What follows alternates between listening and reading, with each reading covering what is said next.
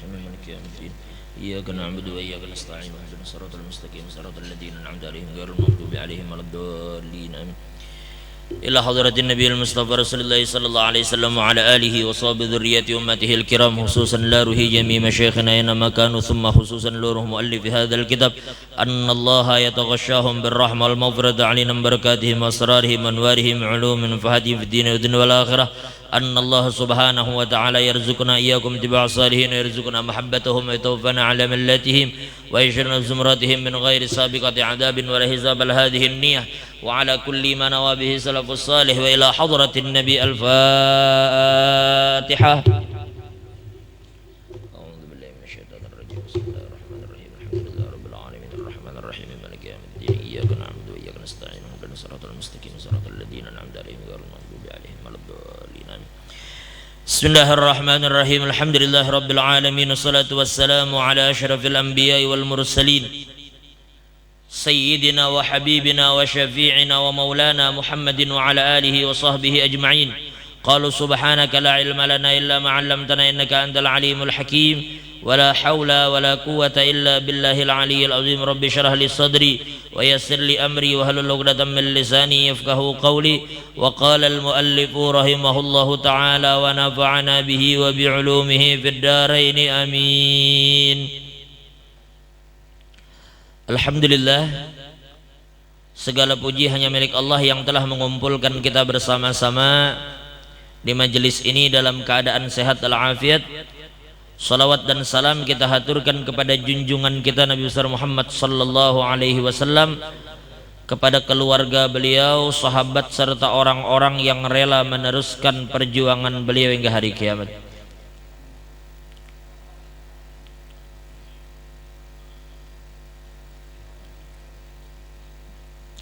Mohon doa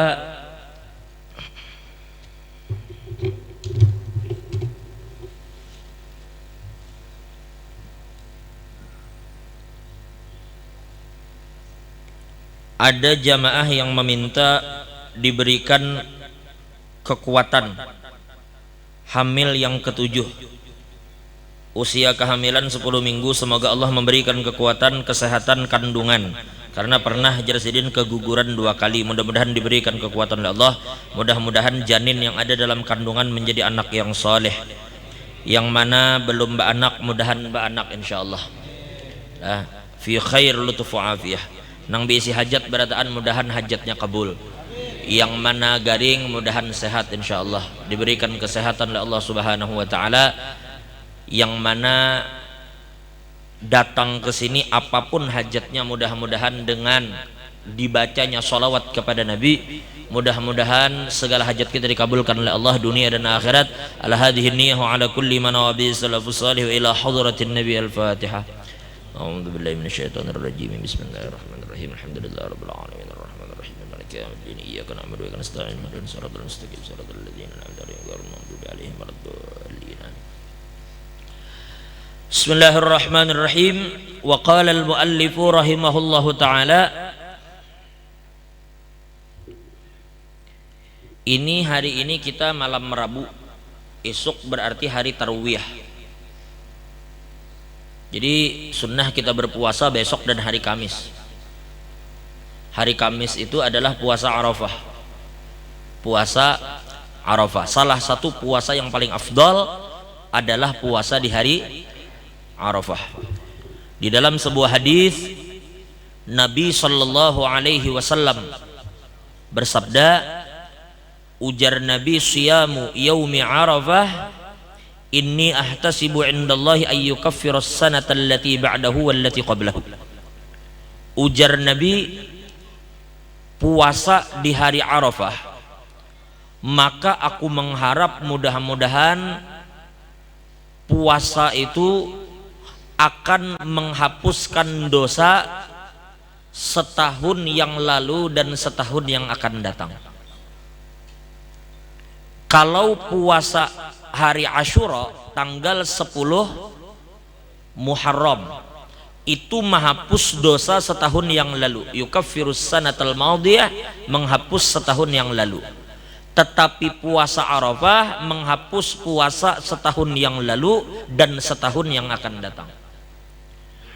Kalau kita ditanya menghapus dosa setahun yang lalu, kita bisa paham. Amun dosa tahun lalu, saat ini kita puasa dihapus, wajar. Tapi menghapus dosa yang belum digawi itu kayak apa? Karena yukafirus sanatal lati ba'dahu, menghapus dosa setahun kemudian. Lalu ulama menjabarkan yang dimaksud dengan menghapus dosa setahun ke depan, bahwa Allah akan menjaga orang itu dari maksiat dalam 1 tahun yang akan datang. Atau kalaupun dia kalah dengan nafsunya dan kemudian berbuat maksiat, maka Allah akan membuka hatinya untuk bertaubat kepada Allah Subhanahu wa taala. Sehingga kalaupun dia berbuat dosa, Allah akan bukakan hatinya sehingga dia bertaubat, sehingga dosanya dalam 1 tahun yang akan datang tetap akan diampuni oleh Allah Subhanahu wa taala. Karena kalau Allah kada membukakan hati, kada kawa juga orang bertaubat.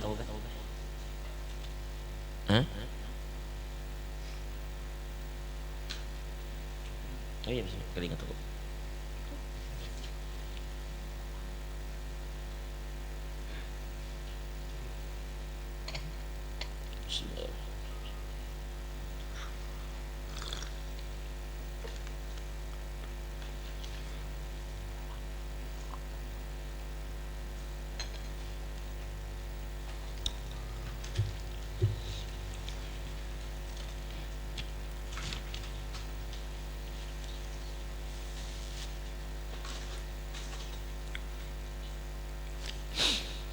Baik.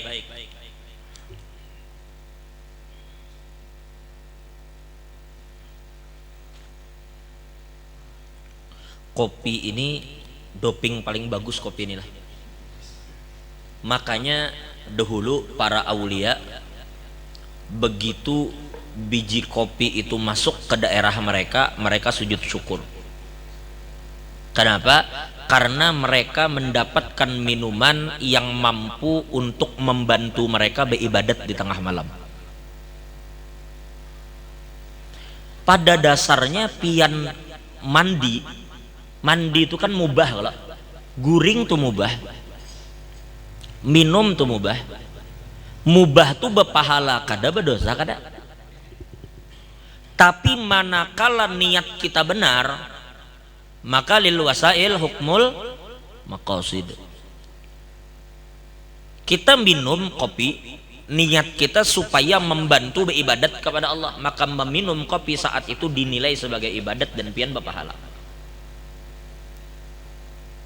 Sahdan misalnya sore tadi mandi itu biasa, hari-hari ya mandi, berdosa kada juga, berpahala kada juga, mubah. Tapi manakala syahdan berniat, aku mandi supaya kena sembayang maghrib aku segar, semangat beribadat, maka mandinya tuh pahala tuh.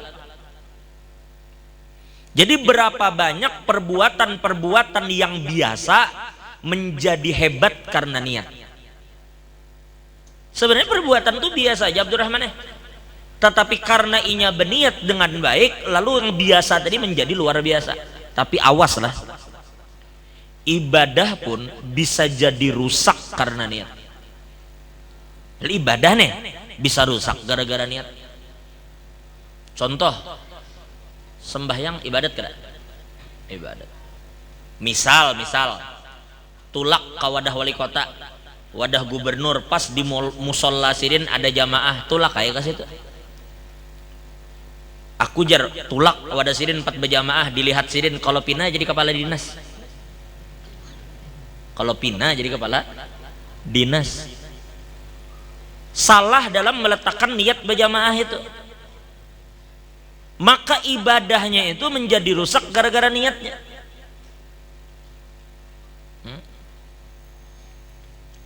Bahaya niat ini, bahaya. Nah.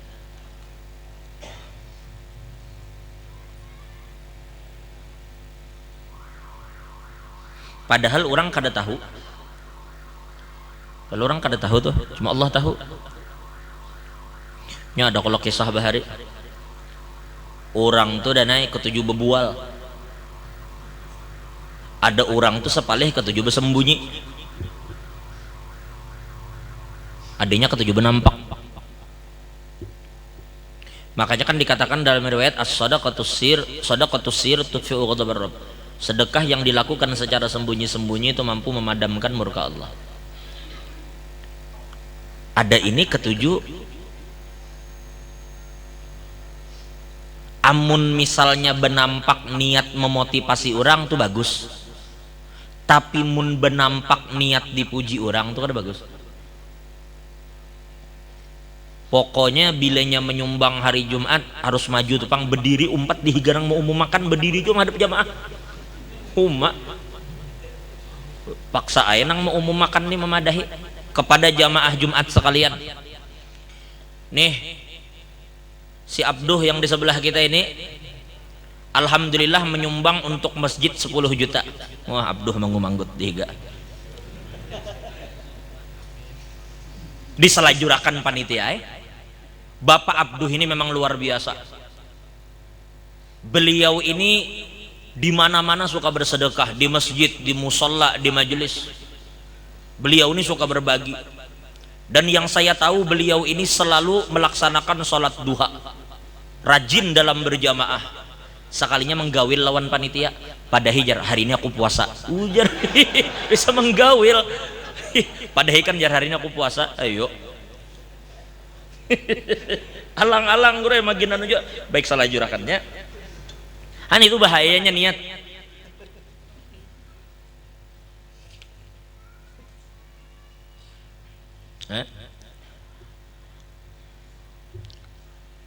Jadi itu tadi napa?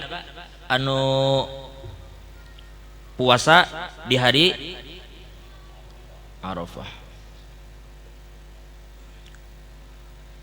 Baik, sudahlah kita kan usah terlalu banyak. Intinya kembali ke pian gawi puasa Arafah, niat pian mengumpati Nabi, maka insya Allah ulun yakinlah kalau pian menggawi puasa sekedar gawi aja, mungkin Allah akan mengampuni dosa pian setahun yang lalu, setahun yang akan datang.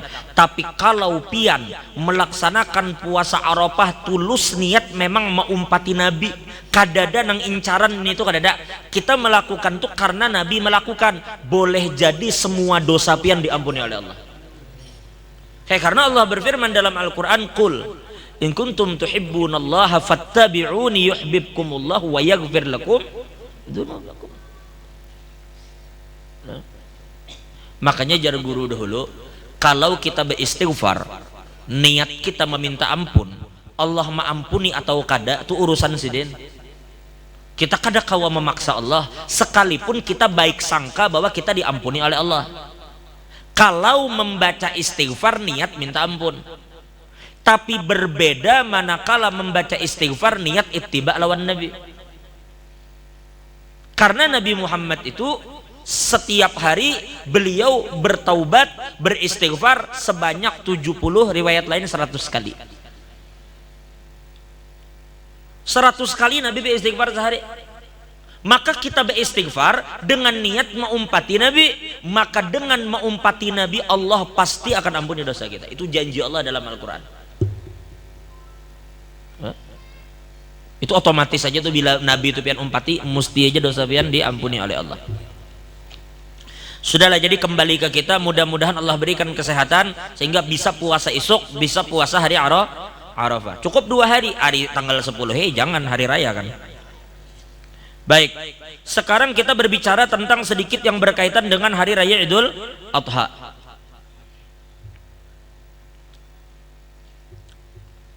Wa qala Maula Ta'ala fasalli li rabbika wanhar.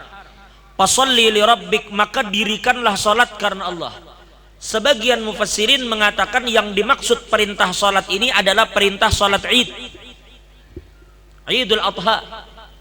Maka sunnah karena bagi kita untuk melaksanakan Idul Adha. Makanya bebinian pun, makanya kita dikatakan wayakiful hiyad, maksudnya bebinian yang haid itu tetap disuruh datang meskipun inya berada di luar masjid, bukan untuk sholat tetapi untuk mendengarkan khutbah. sembahyang Idul Fitri, Idul Adha di masjid lebih afdol daripada lapangan kalau masjid itu mampu menampung jamaah.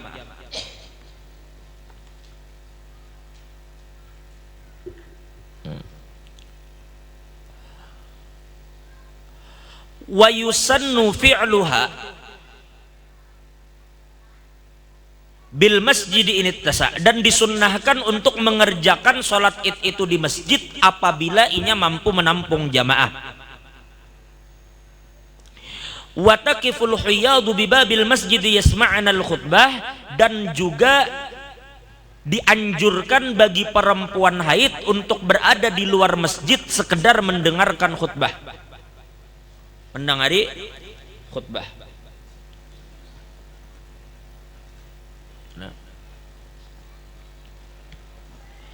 Lalu kemudian wa yusannu ihya'u lailatihima bil ibadati, dan disunnahkan untuk menghidupkan malam hari raya itu dengan ibadah pada Allah. Sangguplah dan semalaman hari raya beribadat kada beguringan, sangguplah. Sunnah malam itu kita beribadat, sangguplah beribadat semalaman. Lamun begadang malam hari raya, kalau pina nyumbalih kurban raum. Maka kalau begitu, kalau kita ingin mendapat predikat sebagai orang yang menghidupkan malam hari raya dengan ibadat, minimal laksanakanlah sholat isya dan subuh berjamaah. Barang siapa melaksanakan isya berjamaah, seakan-akan dia menghidupkan separuh malam dengan ibadat. Barang siapa melaksanakan subuh berjamaah, seakan-akan menghidupkan semalaman suntuk dengan ibadat. Dengan pian beisa dan subuh berjamaah, seakan-akan pian menghidupkan satu malam setengah full dengan ibadah kepada Allah. Minimal jamaah jangan ditinggal. Coba lihati dalam manaqib Syekh Samman itu dikatakan, wa kana radhiyallahu anhu wa kana qaddasallahu sirrahu. Di antara kebiasaan Syekh Samman itu apa? Di antara kebiasaan sidin, yahdurul jumu'ata wal jamaat, yaitu selalu menghadiri sholat Jumat dan sholat berjamaah. Kada pernah tertinggal sholat jamaah. Lalu kemudian dikatakan wa mushtaghilan bimutala'ati kutubis sadat, dan beliau itu selalu menghabiskan waktu untuk mempelajari kitab-kitab para ulama dan aulia. Nang kaya Syekh Samman ini menghabiskan waktu untuk membaca kitab. Jadi kada akan aulia tu, kada alim tu kada akan terjadi. Allah berfirman dalam Al-Quran, innama yakhshallah min ibadihil ulama. Jadi ini berarti secara tidak langsung menunjukkan kepada kita bahwa dasar aulia itu mesti kuat menjaga syariat Nabi. Lihat di Syekh Samman, beliau ini selalu menghadiri jamaah. Wa mushtaghilan bi mutala'ati kutubis sadat, dan selalu memutalahi kitab-kitab ulama. Itu gawian sidin. Selalu berzikir. Jadi kada ada aulia itu nang kada menjaga syariat, dan kada akan aulia itu kada mengerti ilmu agama. Cuma kita aja nang kada tahu ilmu yang Allah berikan kepada mereka. Amun jahil maka kada. Jauh mereka dari sifat-sifat seperti itu.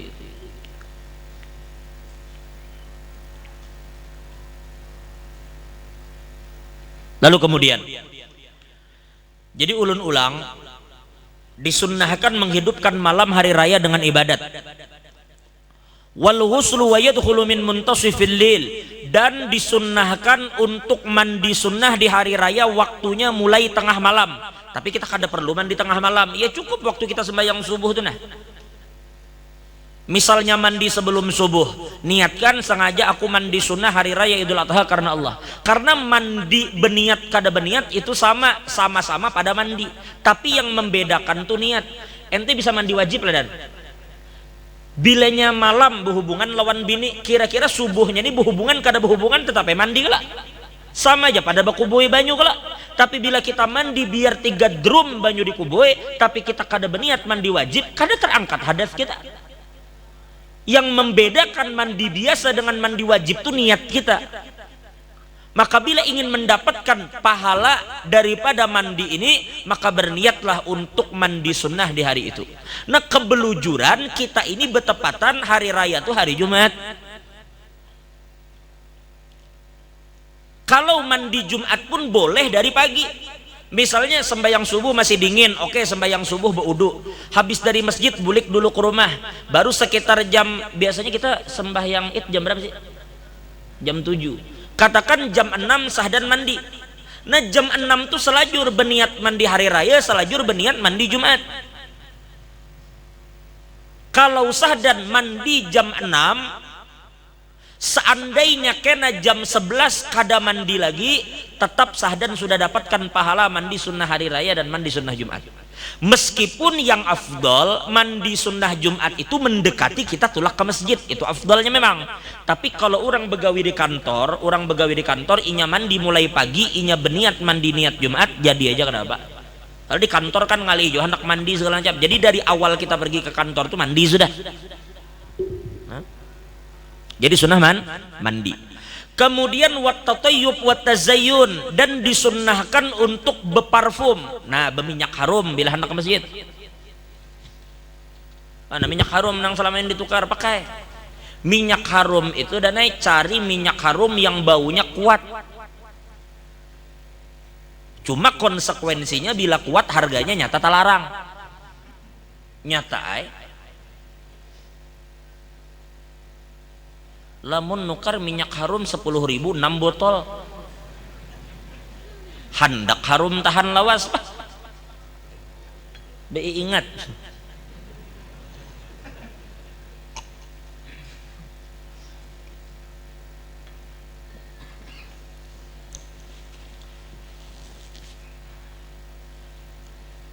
Jadi berparfum. Binian gak usah, binian barek soalnya lagi cukup asal bau jangan keluar. Mun lelakian berparfum, biasakan berparfum. Hendak ke majelis berparfum, hendak ke mana berparfum, lakian berparfum. Ini kan sekarang terbalik. Bila kita berpapasan lawan bebinian, kita nang terpaling-paling saking harumnya binian itu.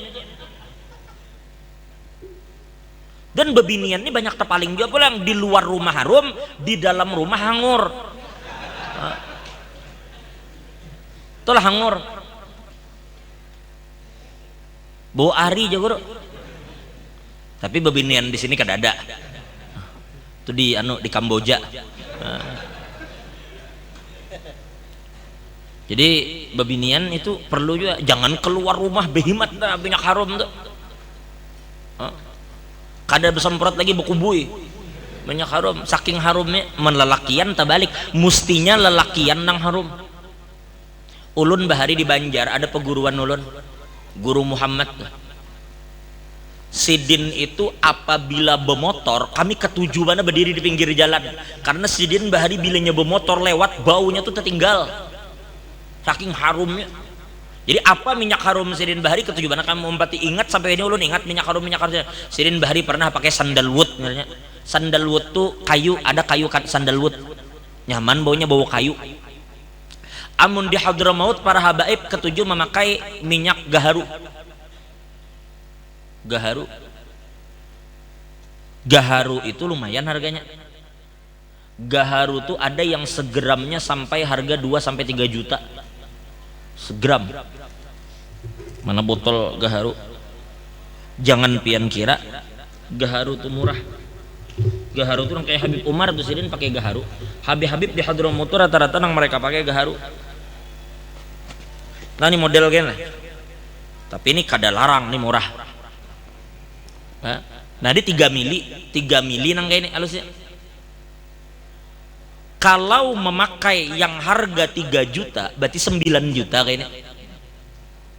Makanya di dalam syarah Yaqut ujar Habib Muhammad Syatiri, seandainya pian beisi duit 3 miliar habis berjual tanah, 3 miliar misalnya berjual tanah, Ustadz Peng berjual tanah 3M, lalu se-M sagan nukar minyak harum,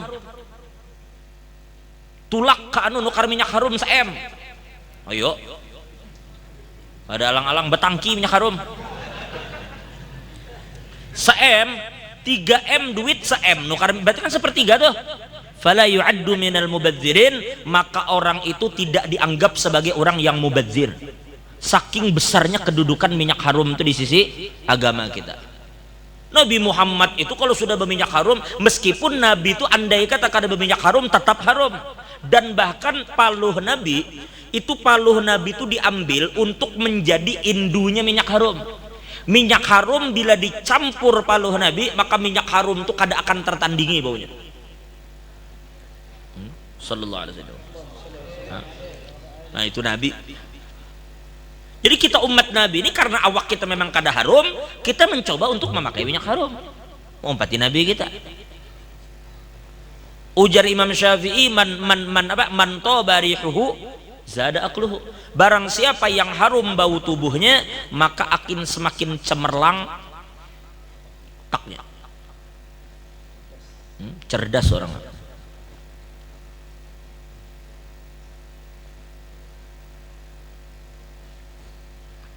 Jadi tolong perhatikanlah. Ulun bila menyambat ke ini kan tanyaman sedikit, kadang kalau umumkan sifatnya kepada kita semua. Karena jujur aja maaf lah, kadang jangankan bau tubuh, kita habis makan bawang putih aja Nabi mau wanti-wanti lainnya anak masuk masjid itu diwanti-wanti orang makan bawang putih. Jadi perlu kita menjaga kebersihan itu perlu. Nabi itu harum, bila Nabi lewat tuh orang tahu bahwa Nabi lewat situ. Coba kalau Nabi kan memang kada usah bicara minyak harum kalau sudah Nabi. Nah minyak harum itu ujar Habib Ahmad bin Hasan, ada salah seorang wali Allah Ta'ala bertemu dengan Nabi. Ulun kada ingat pokoknya dalam Tazkirun Nas. Dalam Tazkirun Nas kalau tidak yaqadatan berarti manaman dua. Pokoknya orang ini bertemu dengan Nabi. Lalu dia diberikan amalan untuk membaca doa ini setiap mencium bau parfum. Kita diberi orang parfum, lalu kita pakai parfum tadi, cium baunya di hidung kita kala, maka baca doa ini, faghufira lahu ma taqaddama min dzambihi, maka Allah akan ampuni dosanya yang telah lalu. Misalnya diberi parfum, nah diculitakan parfum, diculitakan, culit.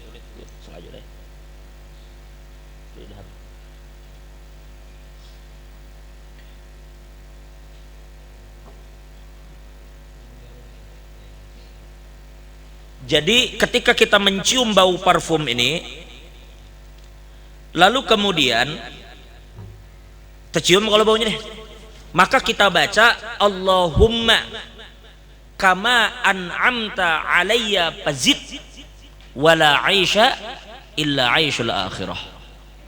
Allahumma kama an'amta alayya fazid wala aisha illa aishul akhirah. Itu dibaca sekali, faghufira lahu ma taqaddama min dzambihi, maka Allah akan ampuni dosa-dosa dia yang telah lalu.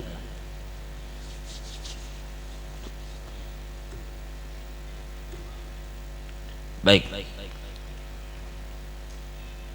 itu Habib Ahmad sebutkanlah, Habib Ahmad bin Hasan Al-Attas. Ingat itu, Allahumma kama an'amta alayya fazid, fa zai dal fazid, wala aisha illa aishul akhirah. Ya Allah, sebagaimana pian telah memberikan berbagai nikmat kepada kami, maka tambahikan nikmat itu. Dan tidak ada kehidupan yang sebenarnya terkecuali kehidupan akhirat.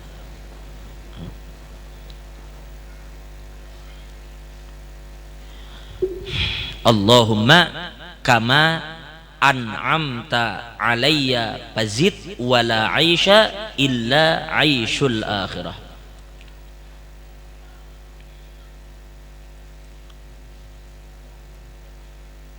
Jelas kah?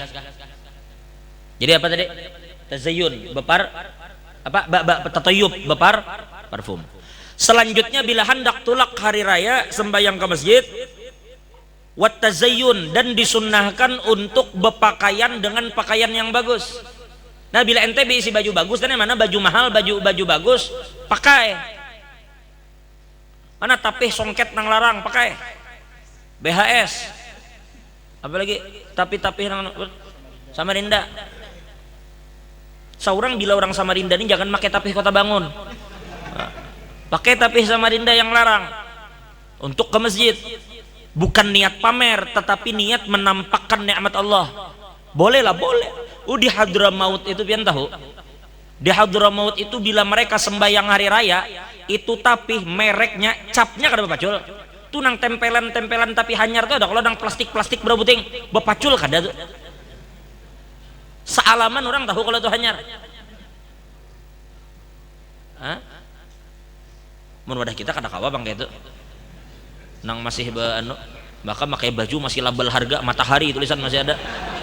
Jangan juga nang kayak itu tuh wadah orang biasa mereka kayak itu, karena mereka menampakkan syukur bila hari raya bagus pakaian buahannya, kakanakan tuh bejas bagus, mereka penampilan hari raya menampakkan. Cincin, mana nang diisi cincin pakai nang akik bahari, ente kumpulakan bahari marhat akik nang bahari. Kan ada kalau musim bahari waktu ulun bila lewat Cendana, rasanya Cendana tuh trotoar tuh kada kawa lagi diduduki.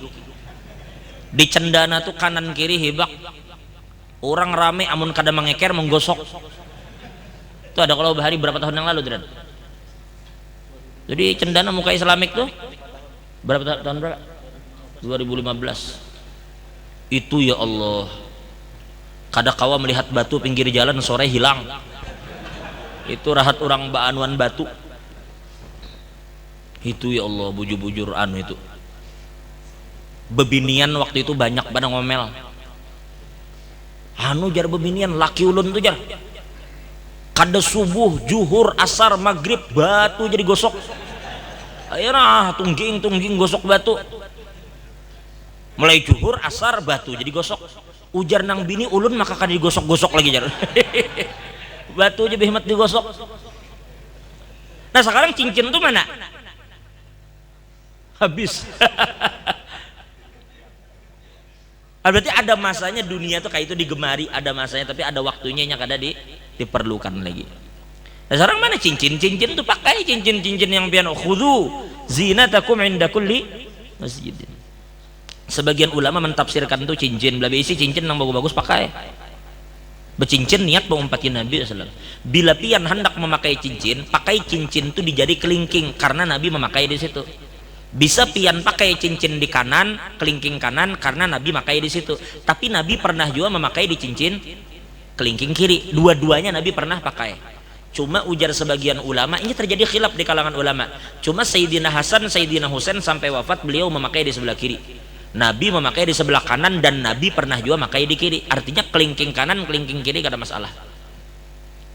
Nah, itu sunnah bila hendak mengumpati Nabi. Tapi kalau di jari manis boleh. Di jari manis ini boleh kita pakai lah. Nah, tapi di sini jangan memakai cincin di tengah, lawan di telunjuk. Ujar Sayyidina Ali, nahani Rasulullah an atakhattama fi hadhihi wa hadhihi. Ujar Sayyidina Ali, aku dilarang oleh Rasulullah bercincin di sini dan di sini. Nah, kalimat dilarang ini ulama beda pendapat, tapi mayoritas ulama mengatakan hukumnya makruh. Kita katakan kita makruh atau haram bila Nabi larang, tinggalkan kan gitu. Karena jelas Sayyidina Ali itu mengatakan nahani Rasulullah melarang aku an atakhattama fi hadhihi wa hadhihi. Di sini atau di sini.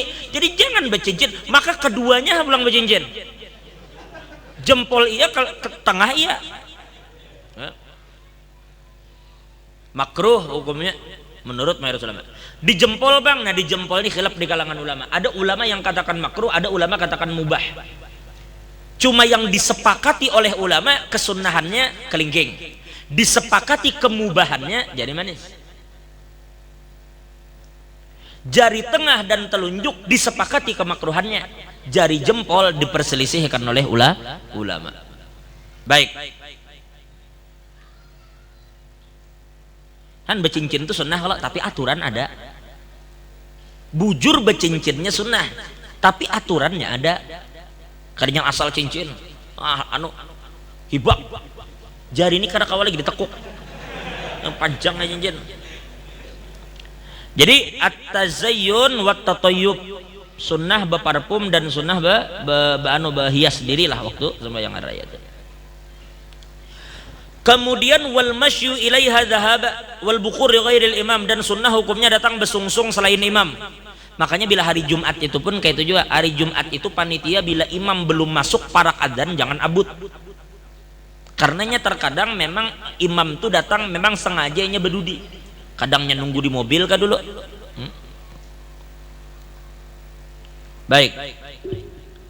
Kemudian wal masyu ilaiha dhahaba war ruju' bi tariqin akhar aqsar lianna ajrad dhahab a'zam, dan disunnahkan untuk pergi ke masjid itu berjalan kalau mampu. Kalau kada ya bermotor. Tetapi ingat, kita disuruh bila tulak cari jalan yang terjauh. Paham lah? Kalau tulak cari jalan yang jauh, begitu bulik cari jalan yang dekat. Artinya jalannya beda gitu nah. Tapi kada wajib bang, sunnah begitu. Apa contohnya? Contohnya Haji Hadri rumah di sini nah. Di mana? Di sini sekitar berapa nomor di sini? Hendak ke Masjid Darul Aman sini. Hendak ke masjid rumah sini kan di situ di para kantor lurah. Bila ke sini satu jalan nih ya. Cuma Haji Hadri mencari jalan. Berkeliling lewat ring road misalnya.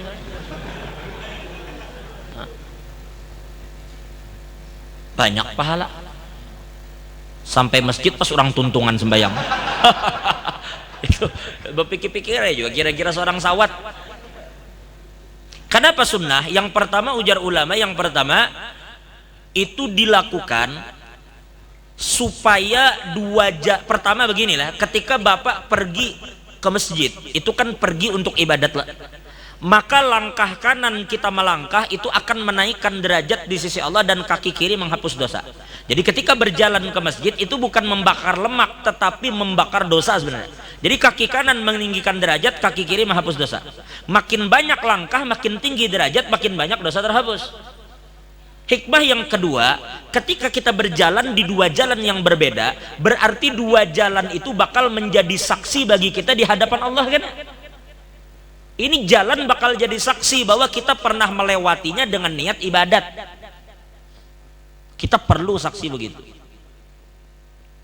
Di hari yang muntung kada berguna lagi. Hati-hati juga lah, karena kadang-kadang kita berjalan kada tahu asal batis melangkah itu bakal jadi saksi itu dan tangan nih mengetik-ngetik macam-macam di HP, hati-hati. Bujur ya, muntung ada banyak omong, cuma jari ketik terus. Kita muntung nih biasa berdusta. Maka Allah katakan al-yawma nakhtimu ala afwahihim wa tukallimuna aydihim wa tashhadu arjuluhum bima kanu yaksubun. Di hari itu ya Allah kami akan kunci mulut mereka karena muntung itu bisa berdusta. Maka di hari kiamat Allah kunci mulut mereka. Wa tukallimuna aydihim, dan tangan mereka akan berbicara kepada kami. Wa tashhadu arjuluhum, dan kaki mereka akan menjadi saksi atas apa yang selama ini mereka kerjakan. Jadi hati-hati, tangan dan kaki akan bersaksi. Kalau pian melangkah ke majelis, ke masjid, maka kaki itu akan bersaksi kan? Kalau kaki itu melangkah ke tempat yang buruk, inya pun akan bersaksi.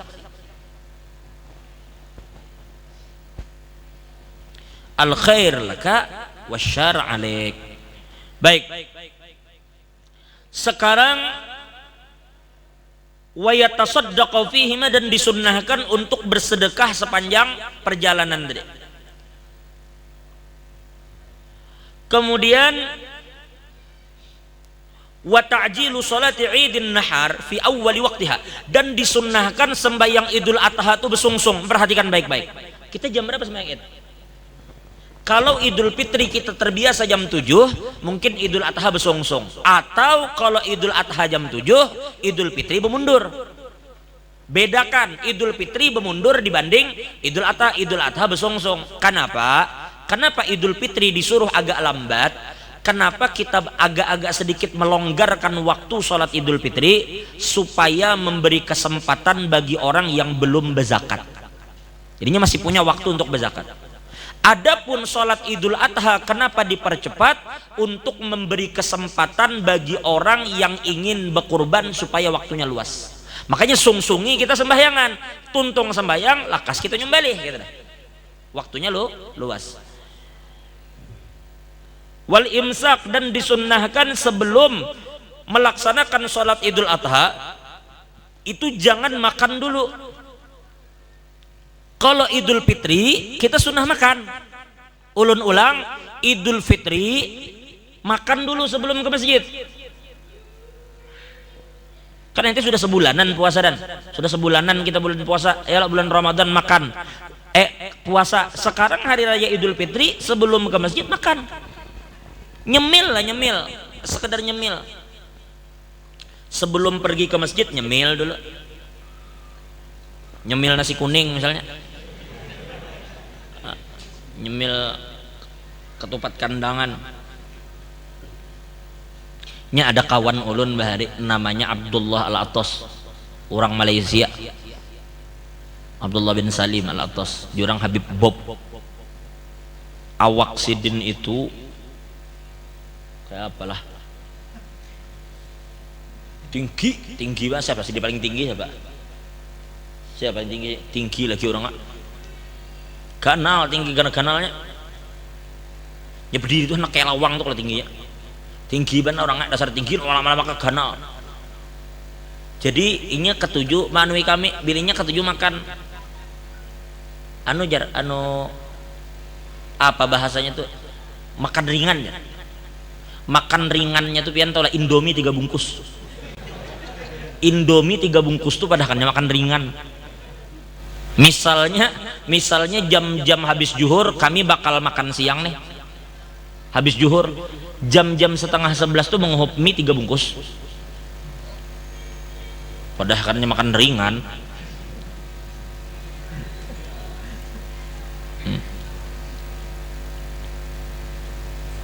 Kalau nang kayak Wahid itu setengah bungkus Indomie gini padahal kan makan berat. Baik.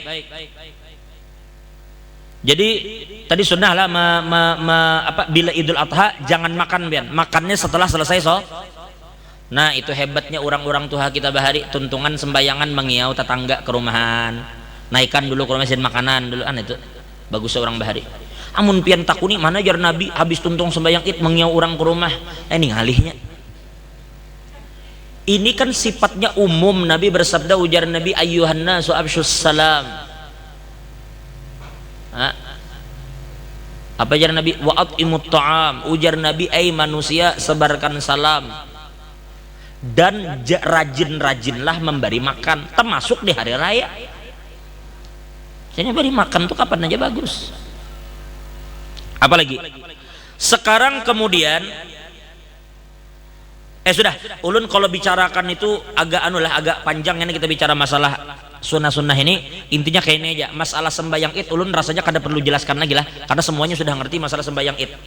Tapi ulun hanya ingatkan satu hal begini, sembahyang Id itu rakaat pertama takbir berapa kali? 7. Rakaat kedua berapa? 5. Itu 7 kada termasuk takbiratul ihram lah. Dan takbir yang 5 rakaat kedua kada termasuk takbir intiqal. Paham lah? Jadi 7 itu di luar takbiratul ihram. 7 kali di rakaat pertama, 5 kali di rakaat. Tapi ingat, yang 7 5 itu hukumnya sunnah. Ya kan? Kenapa ulun ingatkan ini? Karena ini sering terjadi dan tidak mustahil terjadi. Kadang mustahil terjadi. Apa yang biasanya terjadi di rakaat kedua imam kada ingat, biasanya kayak itu. Udin ada ke di atas Udin? Ulun contohkan lah. Kadang-kadang jamaah abut. Misalnya nih ulun rakaat pertama nih lah. Rakaat pertama sujud. Subhana rabbiyal a'la wa bihamdih. Lalu ulun naik rakaat kedua.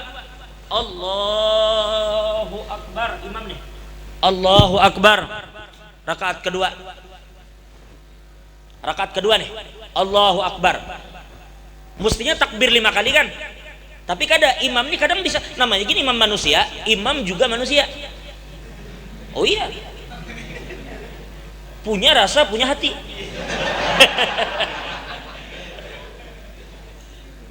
Jangan samakan apa? Pisau belati. Bingung pulang guru sirat, kenapa guru sirat tuh? Takbir, Allahu akbar, Bismillahirrahmanirrahim. Lah, imam terbaca Fatihah tanpa takbir 5 kali. Di sini kadang makmum tuh abut. Lalu iril belakang. Subhanallah. Menegur. Ingatlah, ini sering terjadi. Apabila imam sudah masuk ke dalam rukun, biar kan bisa tegur lagi. Ini imam baca Fatihah sudah masuk ke rukun. Jadi jangan juga pian karasi. Sudah, imam toh sudah masuk ke dalam rukun, ya sudah. Jangan kita karasi. Subhanallah. Lah imam paham, maka imam terus. Bismillahirrahmanirrahim. Alhamdulillahirabbil alamin. Subhanallah. Karas, makmum karas juga. Imam karas, makmum karas. Ar-Rahmanir-Rahim. Subhanallah. Nyaring, subhanallah. Oi. Sarik makmum.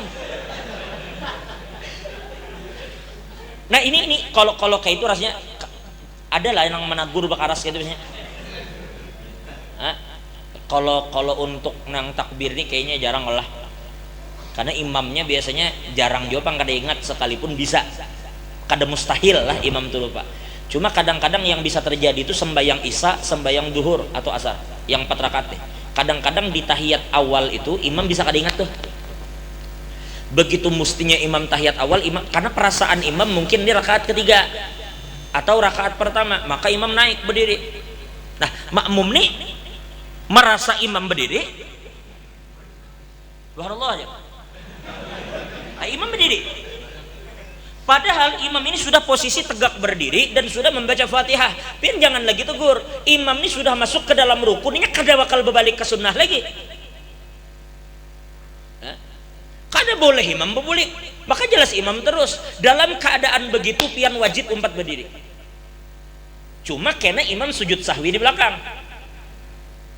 Sujud sahwi itu pun hukumnya kada wajib.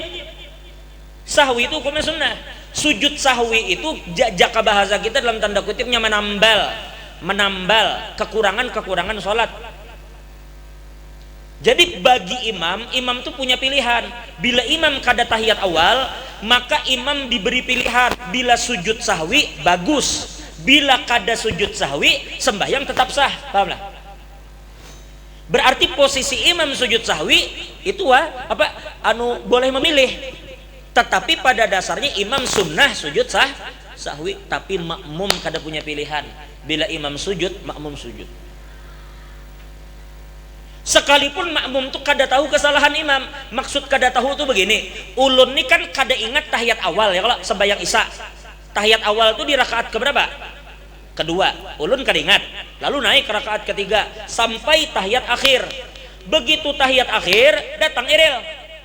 Langsung di rakaat terakhir. Begitu hendak salam, ulun sujud sahwi, otomatis iril kan bingung, kenapa sujud sahwi? Karena iril tidak bertemu dengan kesalahan yang ulun lakukan itu. Maka tetap bagi yang kada paham, yang kada tetamu, umpati imam sujud sahwi. Jelas itulah.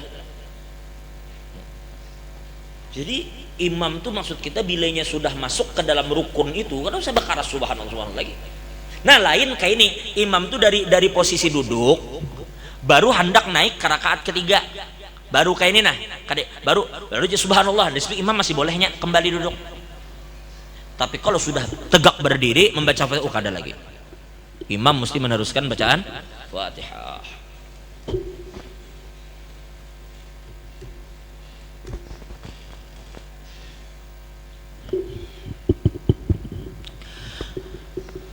Perhatikan baik-baik.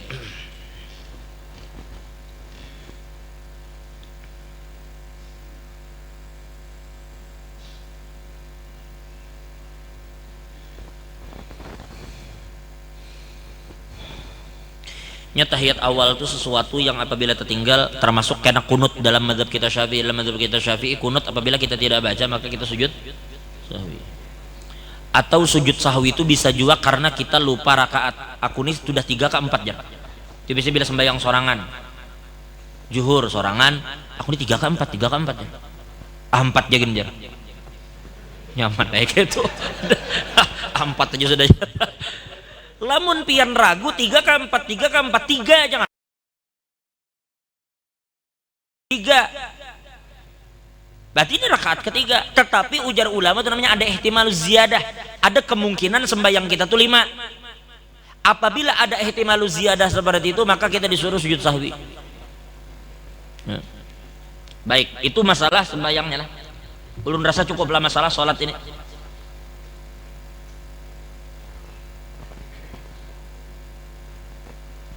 Apa dia? Apa? Dibaca. Ketika kamu sujud baca subhana man la yanamu wala yashu.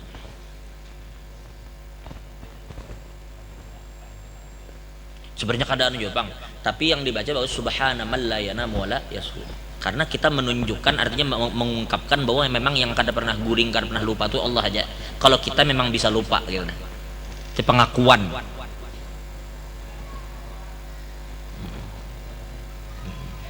Lah dan lah.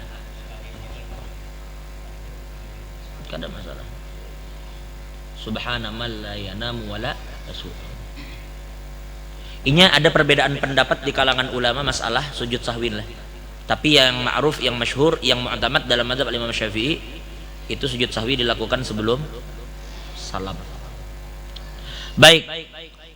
Sekarang kita bahas masalah, kembali ke masalah kurban. Minggu lalu kita katakan ada di antara kawan-kawan kita yang bertanya, apa hukumnya kita punya jiran tetapi jiran kita ini non muslim. Kita punya jiran non muslim, tapi maaf, jiran ini dengan kita hubungannya baik. Inya mengganggu kita kada. Bila begotong royong di kampungnya umpat, inya bisa menghargai kita. Pertanyaannya, bolehlah ketika kita berkurban daging julung ke mereka? Nah, dalam kasus memberikan daging kepada non muslim itu terjadi perbedaan pendapat di kalangan ulama. Pendapat pertama adalah pendapat di dalam mazhab al-Imam Syafi'i.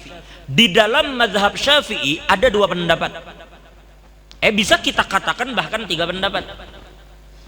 Di dalam mazhab Syafi'i ulun ulang ada 3 pendapat.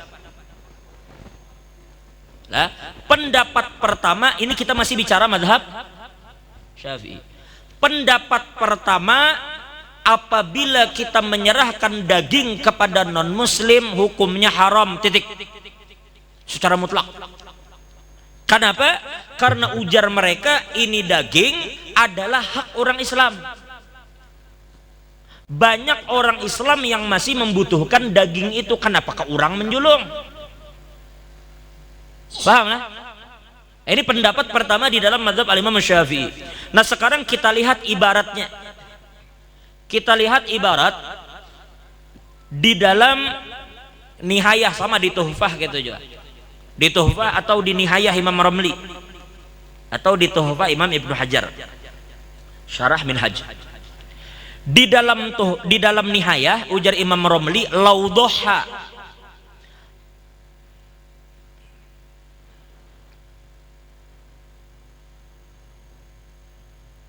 an ghairihi awir tadda fala yajuzu lahul aklu minha. Ini beliau mengatakan jadi antaranya orang yang murtad kada boleh memakan daging kurban. Misalnya nih orang berkurban lah, habis begitu nyenjulung sapi, orang di sana nyumbalih, di sininya murtad, makanya kada boleh makan daging tadi.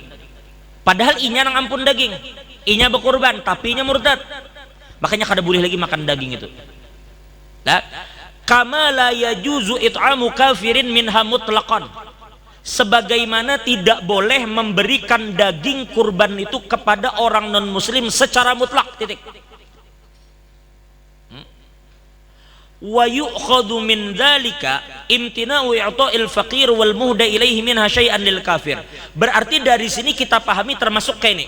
Kalau iril, maaf lah, misalnya ulun memberi iril, ulun ulang, ini kurban siapa? Kurban ulun kan? Kalau ulun menjulung ke orang yang non muslim, menurut pendapat yang kuat dalam mazhab Syafi'i kada boleh kan? Karena ini daging ulun julung kayaknya kada boleh. Tapi ulun kada menjulung ke non muslim, ulun menjulung ke iril. Begitu ulun julung ke iril, berarti jadi milik iril kok. Lalu iril kemudian menjulung lagi ke situ, ulama tetap memadahkan kada boleh. Jelas ya itulah.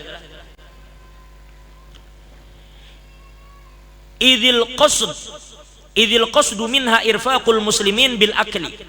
Karena maksud daripada kurban itu adalah untuk membantu orang-orang yang Islam, memberi makan mereka dari dagingnya itu. Li'annaha diyafatullah lahum, karena itu adalah jamuan yang Allah berikan bagi orang beriman. Yang berkurbannya orang beriman, kenapa yang makannya orang yang kada beriman? Ujar Residen. Jelaslah. Kada boleh badalah. Itu ibarat daripada kitab Tuhfah. Sekarang kita lihat di dalam Hasyiah Imam Termas lah. Al-Imam Muhammad Mahfud bin Abdullah Termas. Ini salah satu ulama Nusantara sebenarnya, tapi sangat luar biasa alim di dalam mazhab Al-Syafi'i. Jadi ada beliau katakan, coba perhatikan,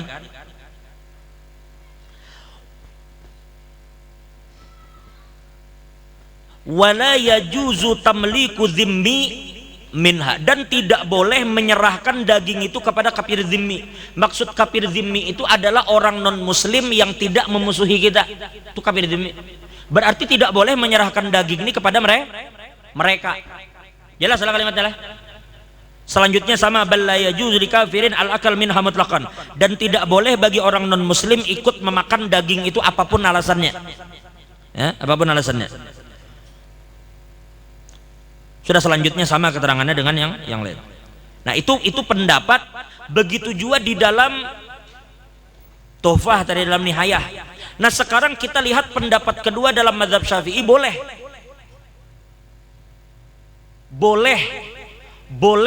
apabila, perhatikan baik-baik, ulun ulang sekali, ini agak jelimet sedikit lah. Nah, sudah kita bicara fikih ini ya kayak ini memang. Ujar Habib Ahmad bin Hasan, fikih itu panas. Malam tuh panas ketemu panas, ya pala begisang nih akhirnya. Bekukus kepala. Bawa minum banyu dulu deh. Bawa minum dulu. Bismillahirrahmanirrahim. Keulang. Kurban itu kita bagi berapa gram? 2 kan? Kurban wajib dengan sunnah. Sunnah itu ya bila kita berkurban biasa sunnah. Kalau wajib apa contohnya? Nadar. Nah, menurut mayoritas ulama Syafi'i, kurban sunnah atau kurban wajib sama-sama kada boleh dijulung non muslim, titik. Itu maksudnya mutlakon. Hendak kurban wajib ke kurban sunnah jangan julung situ. Banyak aja orang Islam yang berhak narima, jangan julung ke yang kada Islam. Itu maksudnya. Jelas lah. Itu pendapat pertama. Pendapat kedua ada tafsil.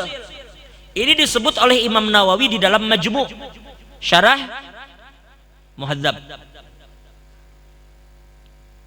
Coba perhatikan perkataan Imam Nawawi di dalam Majmu'. Ujar Imam Nawawi, wa qala Ibnul Munzir ajma'atil ummah ala jawazi it'ami fuqara'il muslimin minal udhiyah. Ujar Ibnu Munzir bahwa ulama sepakat boleh memberikan daging kurban kepada orang miskin yang Islam. Itu ulama sepakat. Nah, waqtalafu fi it'ami fuqara'i ahli dhimmah. Tetapi mereka berbeda pendapat ketika kita memberi makan kepada orang yang non muslim. Mereka beda pendapat. Parakhasa fihi Al-Hasanul Basri wa Abu Hanifah wa Abu Thar wa qala Malikun wa ghairuhum ahabbu ilaina wa kariha Malikun aidan i'ta'an nasrani jildal udhiyah aw syai'an min lahmiha. Menurut Imam Hasan Basri, Imam Abu Hanifah, Imam Abu Thar, begitu juga Imam Malik, karena di riwayat lain begitu juga Imam Ahmad bin Hambal, boleh menyerahkan daging itu kepada orang non muslim yang kada memerangi kita. Cuma ujar Imam Malik makruh. Tapi kada haram, makruh. Nah, tetapi di akhir dikatakan oleh Imam Nawawi, lihatlah,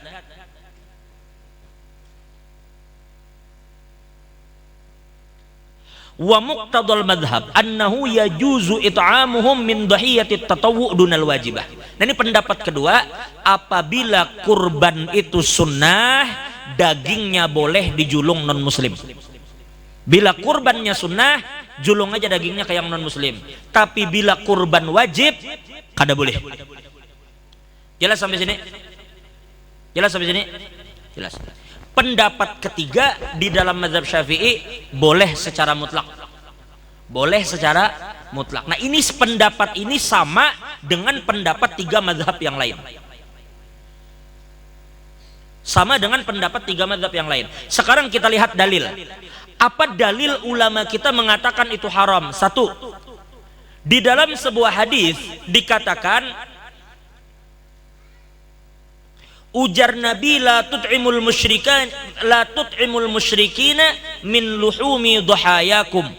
Ujar Nabi, janganlah kalian memberi makan orang-orang musyrik itu dari daging kurban kalian. Coba pahami kalimat ini. Jangan kamu memberi orang musyrik dari daging kurban kamu.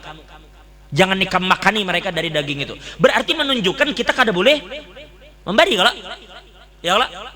Nah, tetapi mayoritas ulama mengatakan bahwa hadis ini hukumnya dhaif. Dhaif. Nah, sekarang kita lihat apa dalil mayoritas ulama mengatakan kurban itu boleh diberikan ke non muslim. Apa dalilnya? Karena mereka membantah dalil yang mengatakan jangan berikan orang musyrik dari daging kurban. Mereka katakan itu hadis dhaif. Sekarang kita lihat apa dalil mereka. Ternyata mereka berdalil firman Allah di dalam Al-Quran. Allah berfirman di dalam Al-Quran, la yanhakumullah 'anil ladzina lam yuqatilukum walam yukhrijukum min diyarikum an tabarruhum wa tuqsitu ilaihim innallaha yuhibbul muqsitin.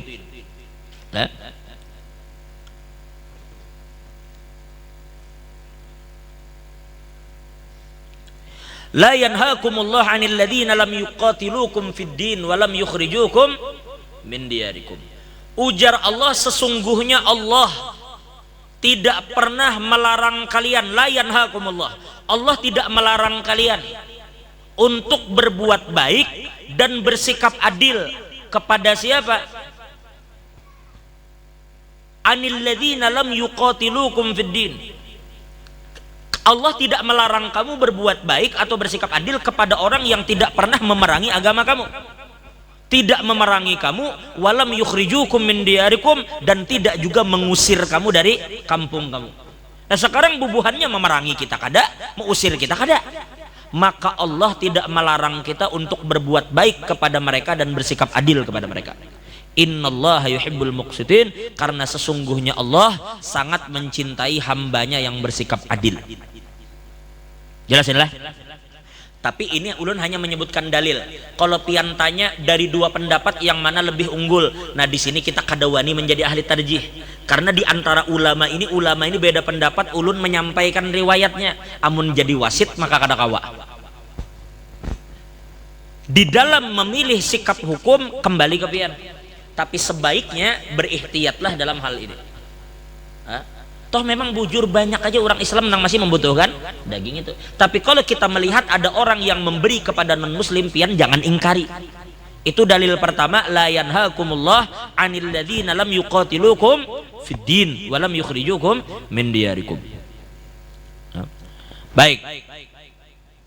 Dalil kedua adalah riwayat daripada Mujahid. Beliau katakan, anna Abdullah ibnu Amr, suatu hari Sayyidina Abdullah bin Amr bin Aus. Ujar Sirin, inna Abdullah ibn Amr, suatu hari Abdullah bin Amr pernah keluar kota. Begitu beliau kembali ke rumah, ternyata kurban Sirin sudah dibagi. Perhatikan baik-baik dan Sidin bulik ke rumah, kurban Sidin habis dibagi dah. Lalu Sidin bertakun ke keluarga Sidin. Ujar Sidin, ahadaitum lijarinal Yahudi. Daging tadi ikam barikan ke tetangga kita yang Yahudi itu kakada kah? Tuh, tetangga sebelah rumah kita tuh nah Yahudi, ikam bari kakada. Sampai 2 kali Sidin bertakun, ikam bari kakada. Lalu keluarga Sidin bertanya. Ujar keluarga Sidin, apa pian mengganang yang Yahudi itu? Dagingnya sudah habis dibagi, apa pian mengganang yang Yahudi itu? Apa jawaban Sidin? Ujar Sidin, sami'tu Rasulullah yaqul ma zala Jibril yusini bil jar hatta zanantu annahu sayuwarrithu. Ujar Abdullah bin Amr, aku jadi memperhatikan tetangga meskipun inya Yahudi karena aku pernah mendengar Nabi bersabda. Ujar Nabi, Jibril apabila datang kepadaku selalu mewanti-wanti aku untuk bersikap baik kepada tetangga. Setiap Jibril datang, jar Nabi, selalu aku ini diingatkan untuk berbaik-baik lawan jiran. Sampai jar Nabi, aku ini berpikir jangan-jangan tetangga ini bisa menjadi ahli waris kena. Saking Jibril tuh menyuruh baik-baik. Nah, ini dalil yang dikatakan mereka menunjukkan bahwa boleh hukumnya menyerahkan kepada tetangga yang non muslim apabila mereka tidak memerangi dan tidak mengusir kaum muslimin dari kampung mereka. Jelas lah? Baik. Sudahlah, walhasil ulun kembalikan ke pian. Kalau pian hendak beapik, sebenarnya kada terlalu urgent juga kan harus menyerahkan kepada mereka kan? Dan mereka pun paham aja biasanya. Kalaupun pian mendengar ada maksud ulun kayak ini menyampaikan nih kayak ini. Kalau pian mendengar ceramah guru, ujar Sidin kada boleh nangai menjulung daging kepada non muslim. Pian jangan heran karena begitulah pendapat di dalam mazhab Al-Imam Syafi'i. Tapi bila ada lagi ulama mengatakan boleh aja diberikan kepada mereka, pian pun jangan heran. Begitulah agama kita, begitulah fikih. Itulah agama kita nih, rahmat bagi kita sebenarnya. Kada usah tapi repot gitulah. Kan perbedaan dalam fikih kan. Biasa aja sebenarnya itu. Nah, itu masalah memberi kepada orang non muslim. Itu banyak ibarat-ibarat itu dalam Mughni Al-Imam Ibnu Qudamah, Mughni Ibnu Qudamah ada dan di kitab-kitab lain. Ala kulli hal, kesimpulannya kayak ini aja, ulun kembalikan kepada pian. Kalau pian mengikuti pendapat terkuat dalam mazhab Imam Syafi'i, maka pendapat terkuat dalam mazhab adalah tidak boleh. Sekalipun ada lagi pendapat dalam mazhab boleh bilanya kurban sunnah. Itu disebutkan Imam Nawawi dalam Majmu' Syarah Muhadzab. Baik. Ada yang bertanya, apa hukumnya jar? Makanya ulun sering sampaikan, nih panitia nah. Biasanya seping kurban tuh orang bearisan kah? Oke, ba'arisan. Ada yang bertakun, apa hukumnya jar berkurban ba'arisan? Arisan itu kan sebenarnya utang kan? Arisan itu kan bahasa keren aja tuh. Bahasa kerennya ba'arisan. Saya hakikatnya utang kan? Utang duit orang. Maka bolehlah jar berkurban tuh ba'arisan. Boleh. Artinya bolehlah berkurban tuh berutang, boleh. Wajib lah jelas kada wajib. Mun kada berutang ya kada wajib, apalagi mun berutang begini kada wajib. Lalu ada yang menahapi berarti arisan itu boleh lah. Arisan itu kita katakan itu bahasa keren, bubuhannya supan disambat berhutang, lalu disambat arisan. Nya kalau lalakian tuh kada tapi banyak mang arisannya teu banyak tuh bebinian. Arisan ibu-ibu PKK. Arisan Dharma Wanita. Arisan kurban. Arisan Tupperware. Ini banyak arisan-arisan itu macam-macam grup arisan. Lalu guru boleh ajar arisan? Boleh. Arisan tuh boleh. Yang kada boleh tuh ampih imbah kena arisan. Imbah dapat ampih. Nah itu haram hukumnya. Sebenarnya bila orang dapat pertama itu ngarannya berhutang. Bila dapat terakhir itu namanya nabung. Itu arisan tuh itu sebenarnya. Jadi bolehlah kada apa-apa, Bang. Misalnya kada ada duit, hendak beakikah, bekurban, beutang, boleh. Ujar Imam Ahmad ibn Hambal, man lam yakun malikan ma yu'akku bihi falyastaqrid fa arjullah ay yakhlifa anhu li'annahu ahya sunnatan Nabi sallallahu alaihi wasallam. Ujar Imam Ahmad, barang siapa yang tidak punya duit untuk membeli kambing akikah, silahkan dia berutang jadi sidin. Kenapa? Karena aku jadi sidin yakin Allah pasti akan melunasi utangnya. Kenapa aku yakin? Karena inya berutang dalam rangka menghidupkan sunnah Nabi sallallahu alaihi wasallam. Allah kada bakal biarkan. Tapi maksud ulun amun pian utang sudah kebanyakan kada usah gin dulu. Ibu Allah melunasi iya yakin cuma utang pian banyak sudah. Nang ada tuh dibayari. Beutang itu berkorban kada wajib, melunasi utang hukumnya wajib. Ini zaman wahini relay tebulik nang mautangi supan tatamu lawan nang berhutang.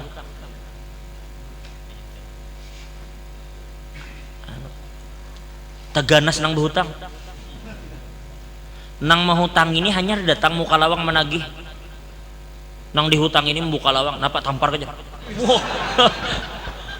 Tampar seorang nang berhutang, orang nang diancam, kan aneh. Terjadi tidak?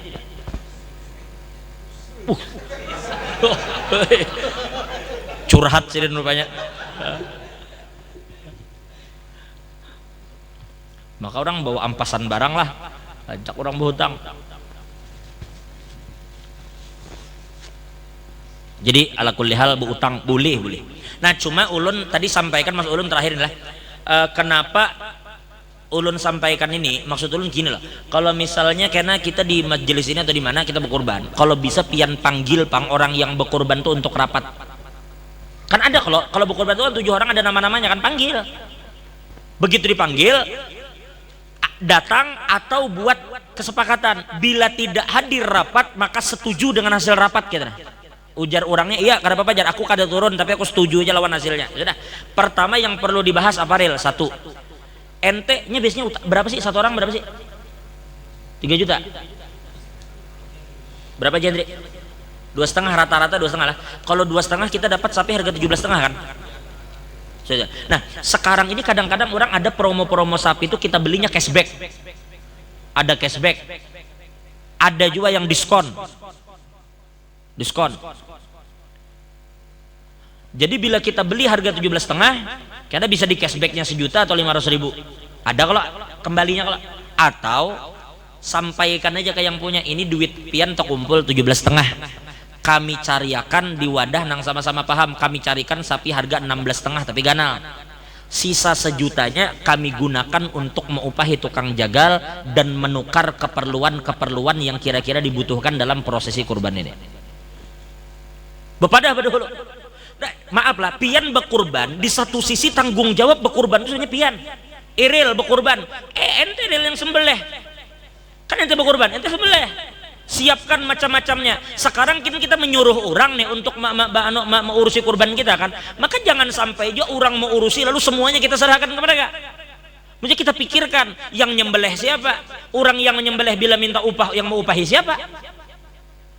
Bila yang menyembelih nih gratis, syukur-syukur. Tapi bila yang nyembelih minta upah, kadang apa disalahkan juga. Orang berbuat baik lawan kita. Hal jazaul ihsan illal ihsan. Sekarang harus dipikirkan kayak apa itu. Sekarang plastik di mana orang dapat? Terpal di mana orang dapat? Lading orang menukar. Nah sekarang oke, sepakat seluruhnya dari 17,5 kami nukar harga 16,5, sejutanya julung ke panitia untuk pengelolaan masalah zakat. Masalah kurban. Jelas itu satu. Bila mereka setuju, clear masalah kita. Satu. Dua yang kita perlu bahas, sampaikan ke yang punya kurban, Bapak Ibu, kami panitia ini minta ridho, minta halal. Nanti ketika penyembelihan kurban, kami ini meminta sedikit daging untuk kami masak bersama-sama panitia. Pian ini menyuruh orang begawi seharian, orang tuh perlu makan. Orang kada bulik mulai masjid, orang kada bulik mulai lapangan. Masa orang masing-masing bawa sangu? Nah di situ kita paham mestinya. Tapi bagus bila kita ada pembicaraan dari awal untuk menghindari fitnah-fitnah yang mungkin terjadi. Kami minta ridho lah, karena kami minta sedikit tuh boleh. Ujar mereka, kada apa-apa, ambil aja jar seperlunya panitia dimasak bersama-sama, boleh. Yang penting ada daging tuh, karena yang dibagikan mantah, kada ada masalah. Jelas inilah. Nah apabila ini kita lakukan, clear semuanya, kita nyaman sudah. Kada lagi harus memakai anu ampun kada lagi, karena kita sudah mendapat pembiayaan dari si orang yang berkurban tadi. Mestinya orang yang berkurban tuh paham-paham, seorang menyuruh orang jangan menjulung sapinya plong kayak itu aja. Kan kita yang menjawab sebujurnya lah. Sudah kita serahkan ke orang gitu lah. Sudah dagingnya diambil pulang, orang nang nyumbalih diambil dagingnya. Berapa dapat jar 100 kilo? Ya sudah jar 80 kilo, kau bawa bulik 20 bagi jar.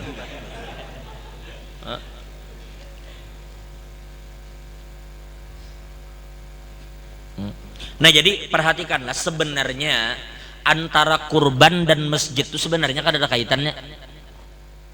Antara kurban dan masjid itu kan ada kaitan. Cuma kebetulan yang jadi panitia kurban itu panitia masjid kebanyakannya kayak itu. Tapi antara kurban dan masjid itu kan ada kaitan sebujurnya. Jadi jangan mengira ada kaitan antara kurban, kada ada. Cuma sekarang cari di mana bagusnya. Carilah tempat yang kira-kira kita berkurban di situ kada kalau karena kan darah bau tuh.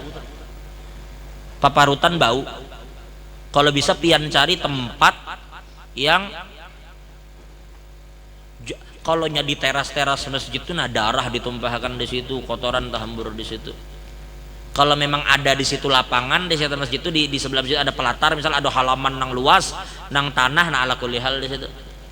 Jadi ulun kembalikan ke pian, sekarang carilah kira-kira sesuatu itu yang kada mengundang polemik.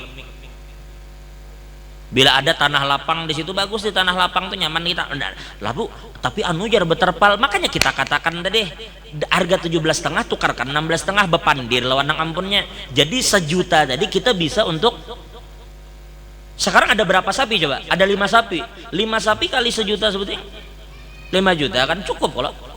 Sisanya ya bagi-bagi panitia. Jangan nyaman banget panitia kayak itu bilang. Jadi secukupnya lah, kira-kira keperluan berapa. Kalau memang keperluan kita cuma ya tarik 500 saja masing-masing. Ya pintar-pintar panitia lah. Karena ini ulun kembalikan, karena dalam mekanisme itu kembali ke panitia soalnya. Karena itu kan ada kaitan dengan hukum. Itu kan mekanisme tuh.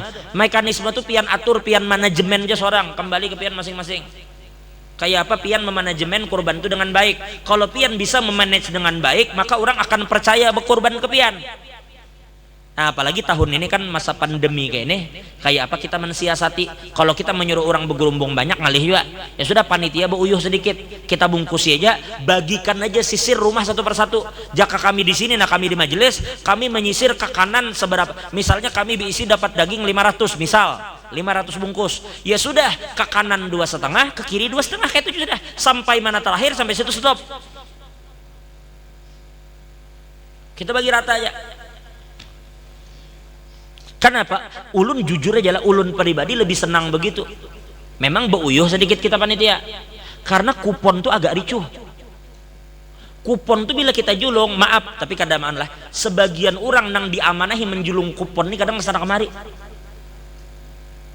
Kita berkurban di lok bahu, berkurban ini di lok bahu, kuponnya, bah, Janda di pulau atas dapat? Ada urusan apa? Paham lah? Nah, itulah kalau kupon. Kalau kupon kan terserahnya jolong. Nah ini kupon ini yang kadang-kadang orang di sekitar kanan kiri kurban tuh kada dapat ya ini nih. Banyak loh. Anu jar ulun jar di sebelah tuh berkurban 5 tahun dan perhatikan kada suah jar dagingnya ke kami. Banyak yang ngeluh gitu kesian. Jadi maksud ulun, kalau kita sebagai panitia, cobalah manajemen sesuatu itu sekira maksud kita kalau bebanyak-banyakan daging, sebanyak-banyaknya daging tetap banyak masyarakat juga bang, kada mungkin juga mencukup. Cuma kalau kita membagi rata, orang akan paham. Aku julung ke kanan sampai misalnya ke rumah Haji Hadri. Di sebelah rumah Haji Hadri, rumah Guru Sirat. Bila sampai Haji Hadri bungkusan habis, Guru Sirat paham, oh aku jar sidin kada dapat karena bungkusan habis. Ngerti aja sidin, jakanya ada bungkusan sampai ya ke wadahku, tapi habis kada dapat kada sarik sidin. Nang sidin sarik itu wadah sidin telewati, nang di pulau atas tadi dapat itu orang bisa sarik.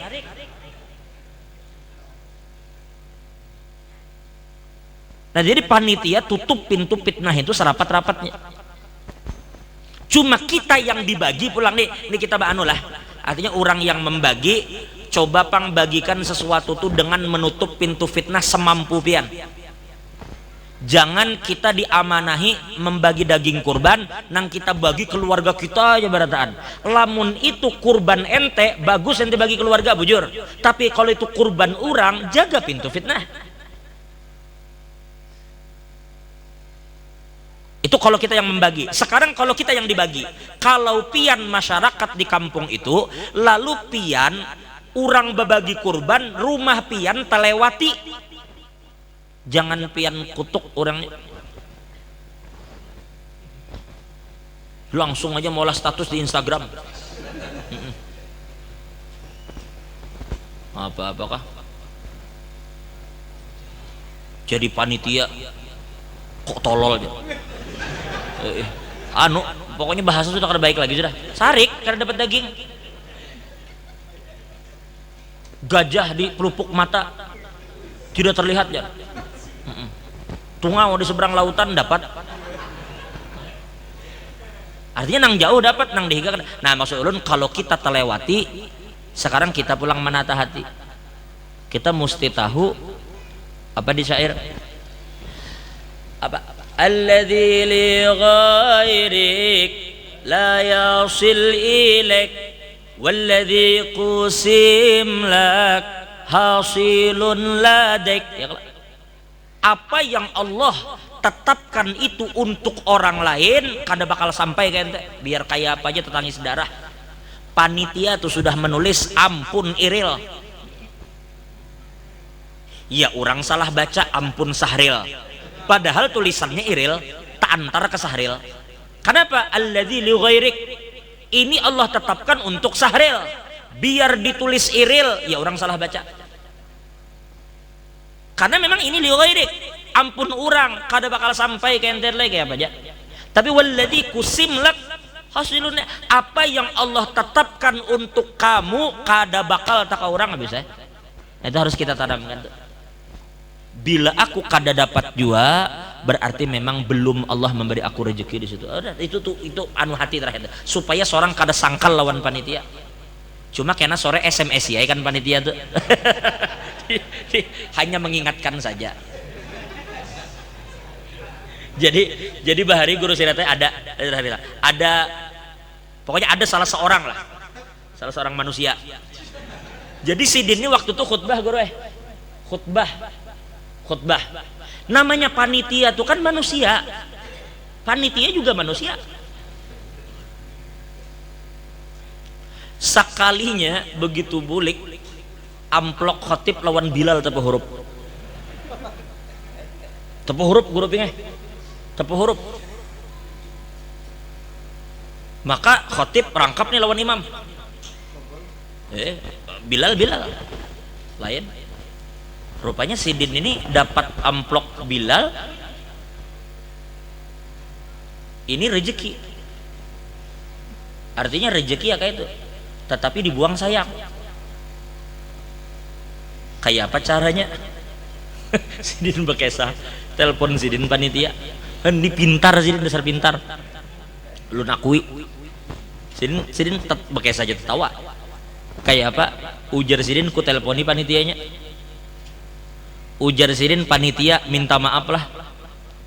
Ujar Sidin amplok Bilal tejulung ke aku. Bahasanya tuh. Artinya kan amplok Sidin tak Bilal kan gitu tuh. Nang tak banyak isinya tuh tak Bilal. Ujar Sidin ujar Sidin Nina hak Bilal ada lawan aku. Sidin. Aku hendak membulikakan Sidin, kasihan Bilalnya. Ujar. Kasihan bu juga ampun Bilal kan, kasihan Bilal, hak Bilal. Iya. Padahal kasihan Sidin kan gitu. Aduh, hai. Bujur ini telepon Sidin panitia. Paksa panitia, tapi kada purun dia, bilang mau ambil pun Bilal. Paksa panitia nang manapal. Makanya hati-hati Haji Hadri menjulung amplok salah. Akhirnya nombok benar. Kan kada purun, kada mungkin kan datangi Bilal. Cuma kalau Bilal kada datang menelpon. Bilal kada ada telepon panitia dan telepon tuh khatib. Bagus juga aja Hendra bahasanya. Jar, aku ini tak hak Bilal. Iya ujar aja.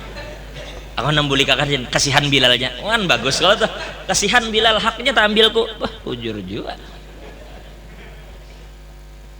Betul lagi jangan. Allah alam besar. Sudah kita nih mudah-mudahan ada manfaatnya bagi kita semua. Insya Allah kita hari raya kan hari Jumat. Jadi malam Rabu depan ya tetap aja kita belajaran karena hari tasyrik lewat juga sudah. Cuma hari Minggunya kita hari tasyrik karena kami mungkin menyembelihnya pun mungkin hari Sabtu. Menyembelih kurban Sabtu karena Jumat mepet kan. Kita habis sembahyang Id kita berkurban kada lawas Jumat pulang. Agak mepet mana mandi salang mandi kudu macam-macam kita ngalih juga. Sudah di hari. Jadi ulun saran kalau pian bisa selesaikan kurban Jumat, selesaikan Jumat kalau kawa habis Jumat menggawe mun laju gawe aja. Lamun kada sawat Jumat Sabtu. Kada sawat Sabtu Minggu. Kalau bisa habiskan Minggu. Jangan Senin. Karena menurut mayoritas ulama waktu berkurban itu hanya sampai tanggal 12 Dzulhijjah. Meskipun Al-Imam Syafi'i mengatakan sampai tanggal 13 karena dikatakan kullu ayyamit tasyrik dzibh. Semua hari tasyrik itu adalah waktu untuk menyembelih kurban. Memang dari segi dalil kuat pendapat Imam Syafi'i mengatakan sampai Senin boleh. Cuma mun kita hendak baapik bagus saya menghabiskan hari Minggu supaya sembelihan itu sah menurut 4 mazhab. Supaya sah menurut 4 mazhab. Kalau kawat tuntung akan hari Minggu. Kalau kada tuntung 2 minggu ya sudah mau kada mulai Senin. Cuma kada mungkin sampai Selasa. Kalau sampai Selasa itu jatuhnya kada kurban lagi. Yang ditanyakan kah? Hah? Ada yang ditanyakan masalah kurban?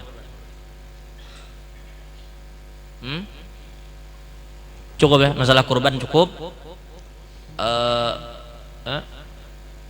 Baik masalah hari raya selesai.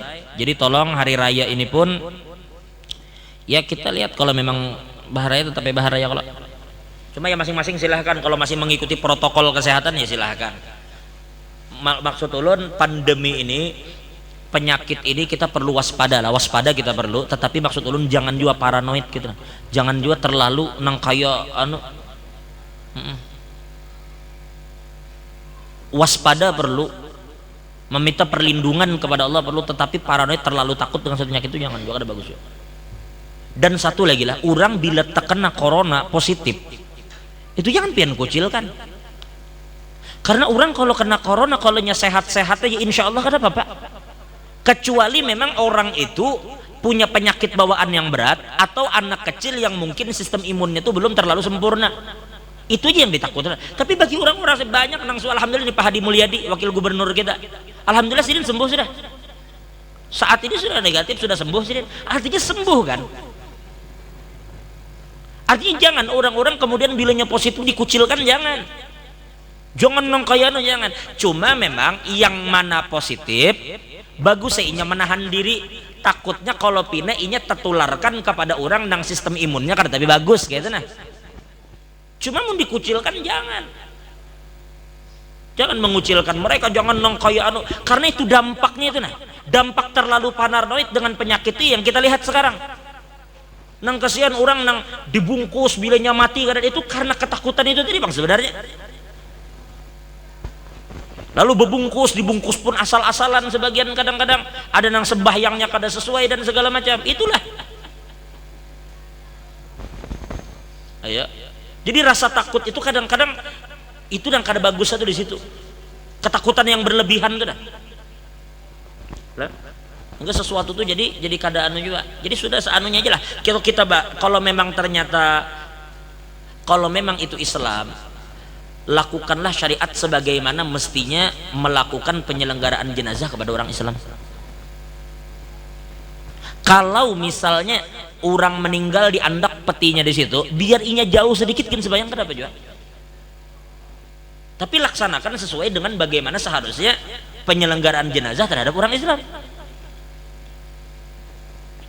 Kalau memang kada bisa, cari orang yang bisa. Beri APD-nya juga misalnya, kalau harus pakai APD dan segala macam. Jadi tolong tuh diperhatikan. Libatkan orang-orang yang mengerti dalam tata cara penyelenggaraan jenazahnya itu. Jangan asal. Itu fardu kifayah loh itu, jangan main-main. Ada aturan, kita orang Islam ini ada aturan. Segala-galanya tuh ada aturannya. Jadi itulah karena rasa takut yang berlebihan tadi itu nanang maulah. Jadi segala-galanya tuh runyam jadinya. Alhamdulillah kita ini coba nih ulun-ulun sekedar membuka anu aja lah. Ujar Dr. Yusri Jabir, beliau ini salah satu mursyid Tariqat Sadzili. Sidin ini dokter ahli bedah, termasuk Ikatan Dokter Bedah Internasional. Beliau dokter dan alim. Ujar Sidin, pian itu bila bersentuhan, bebasuh tangan, besabun tuh cukup bagi pian sebenarnya. Bebasuh tangan, besabun cukup. Kalau kada ketemu air dan sabun lah, nah baru pian cari hand sanitizer. Tapi bukan hand sanitizer itu segala-galanya, paham masalah? Kenapa? Karena ujar Sidin, hand sanitizer itu apabila kita pakai, maka itu akan membunuh bakteri baik yang ada di tangan kita. Karena bakteri baik itulah perlawanan pertama yang akan menghadapi gangguan-gangguan yang datang dari luar. Ulun setelah itu hajiran langsung mencari di YouTube. Ulun cari ada orang mencoba menumbuk tahi kambing. Tahi kambing itu ditumbuk. Ternyata memang sebagian besar komposisi tahi itu memang bakteri, mengurai kan? Ini mengurai sifatnya. Lalu ketika tahi kambing tadi dihancur, anu pakai nang alat apa tuh mikroskop Pak? Dilihat dasar hibak bakteri di tahi kambing tuh. Bakteri melulu. Lalu Sidin andak di wadah, disemprot dengan hand sanitizer tadi. Begitu disemprot, dilihat semua bakterinya mati.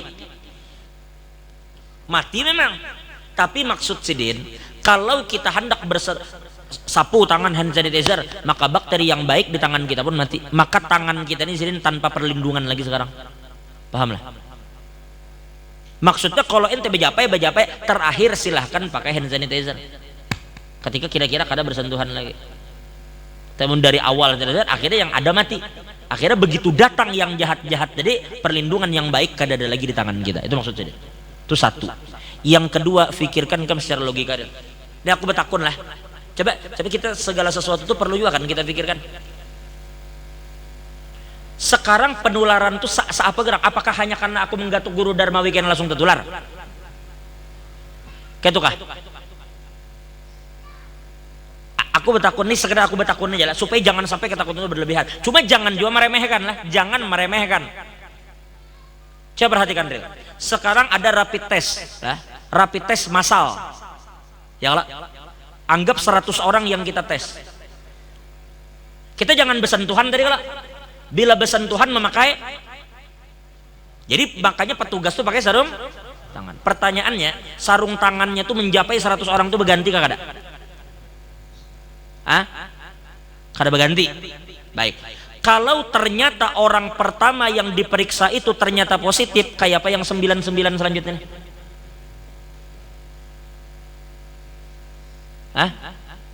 Yang menyentuh orang positif di orang pertama positif. Lalu setelah itu akan maju 99 orang kan, dipegang-pegang. Kayak apa kayak itu? Kalau penyebarannya semudah itu, habis saya orang ini berataan kena semua. Apa sih? Cuma jangan remehkan, kita berlindung kepada Allah. Mudahan Allah melindungi kita dari wabah ini. Jangan sepelekan, pakai masker, jaga jarak, basuh tangan, tetapi jangan paranoid. Jangan apa aja orang tuh terlalu, jangan anuan banar lah maksud kita. Udah bujur-bujur lah, idza maridtu fahuwa yashfin. Maka berjalanlah kita dengan asbab, hindari penyakit itu semampu kita. Kalaupun ternyata ada orang berusaha menghindar kena juga, itulah sudah ketetapan Allah. Terima aja, bersabarlah. Karena ujar Nabi, ajaban li amril mukmin. Orang Islam tuh, orang beriman tuh keadaannya bagus terus. Fa inna amrahu kullahu lahu khair.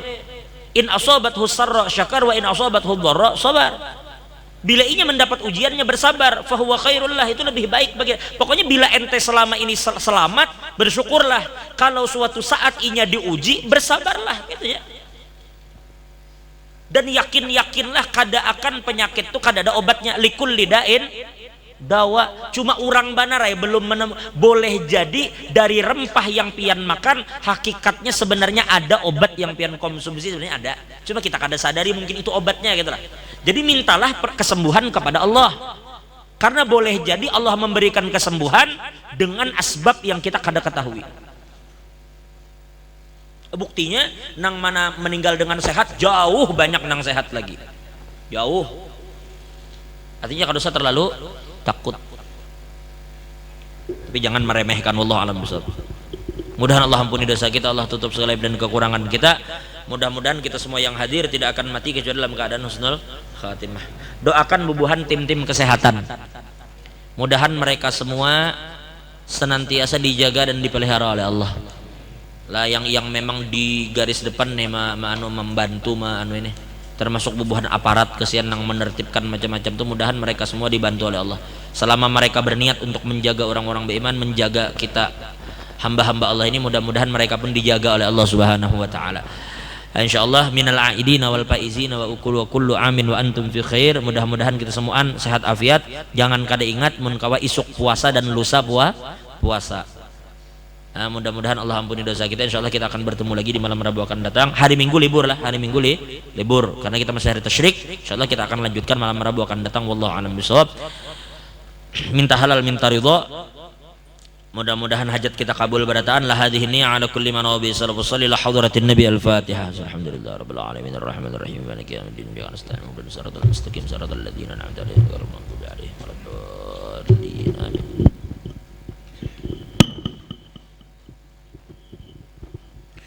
Amin amin ya Allah ya Rabbal alamin. Bismillahirrahmanirrahim. Alhamdulillahi rabbil alamin. Allahumma salli wa sallim wa karim ala sayyidina wa lana Muhammadin wa ala alihi wa ashabihi ajma'in. Allahumma ya muyassir wa la tu'assir. Allahumma ya muyassir wa la tu'assir.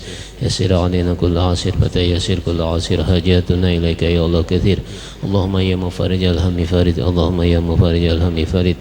Allahumma ya mufarijal hammi farid. Farid anna hammana wa ghammana farajan ajila birahmatika ya arhamar rahimin. Allahumma salli ala nuril anwar wa sirril asrar wa taryakil awyar wa miftahi babil yasar sayyidina ulana Muhammadinil mukhtar wa ala alihi al-adhhar wa ashabil akhyar adada ni'amillah wa ifdalih bijay nabikal mustafa bijay nabikal mustafa al-murtada bijay nabikal mustafa al-murtada.